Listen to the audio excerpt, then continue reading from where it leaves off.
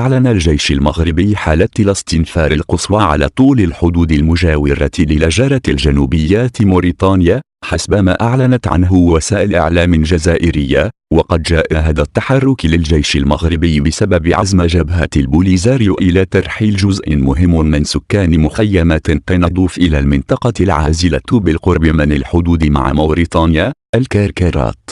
وقد صرح وزير الدفاع لجبهة البوليزاريو أن ساعة الحسم قد بدأت، وأنهم مستعدون للاقتال من جديد. وكانت الجبهة قد أجرت مناورات عسكريات بضخيرة الحية في الأيام الأخيرة بدعم من الجارة الجزائر في منطقة إيواويانيت، والتي استعملت فيها أسلحة ثقيلة من دبابات ومدافعا رشاش. وقد أعطيت أوامر صارمة للقوات العسكريات المغربيات برد على أي استفزاز لقواتها.